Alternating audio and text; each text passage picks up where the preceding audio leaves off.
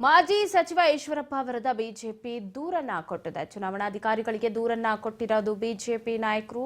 ಪ್ರಧಾನಿ ನರೇಂದ್ರ ಮೋದಿ ಹೆಸರಾಗ್ಲಿ ಭಾವಚಿತ್ರವಾಗ್ಲಿ ಬಳಸಬಾರದು ಅಂತ ದೂರು ಕೊಟ್ಟಿದ್ದಾರೆ.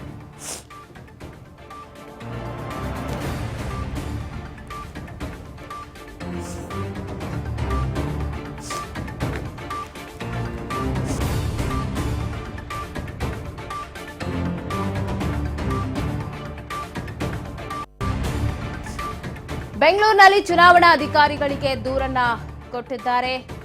ಈಶ್ವರಪ್ಪ ವಿರುದ್ಧವಾಗಿ ದೂರನ್ನ ದಾಖಲಿಸಲಾಗಿದೆ. ಚುನಾವಣಾ ಅಧಿಕಾರಿಗಳಿಗೆ ಬಿಜೆಪಿ ನಾಯಕರು ದೂರನ್ನ ಕೊಟ್ಟಿದ್ದಾರೆ. ಪ್ರಧಾನಿ ಮೋದಿ ಹೆಸರಾಗ್ಲಿ ಭಾವಚಿತ್ರವಾಗ್ಲಿ ಬಳಸಬಾರದು ಅಂತ ದೂರನ್ನ ಕೊಟ್ಟಿರೋದು. ಮೋದಿ ಹೆಸರು ಕೂಡ ಬಳಸಬಾರದು ಈಶ್ವರಪ್ಪ ಅಂತ ದೂರನ್ನ ದಾಖಲಿಸಿದ್ದಾರೆ.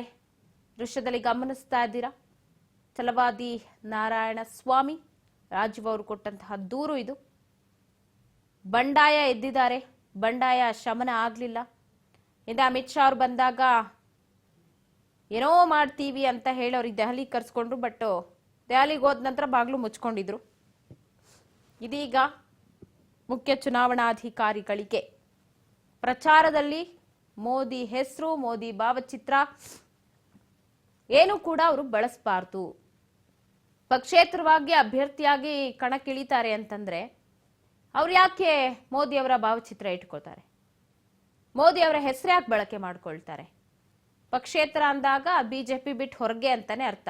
ಅಷ್ಟು ಕಾಮನ್ ಸೆನ್ಸ್ ಮೋಸ್ಟ್ ಪ್ರಾಬಬ್ಲಿ ಈಶ್ವರಪ್ಪನವರಿಗೆ ಇದೆ ಅಂತ ಅನ್ಸುತ್ತೆ. ಬಿಜೆಪಿಯವರನ್ನ ದೂರು ದಾಖಲಿಸಿದ್ದಾರೆ. ಚುನಾವಣಾ ಅಧಿಕಾರಿಗಳಿಗೆ ಯಾವುದೇ ಕಾರಣಕ್ಕೂ ಪ್ರಚಾರದಲ್ಲಿ ಬಳಸಬಾರದು ಅಂತ.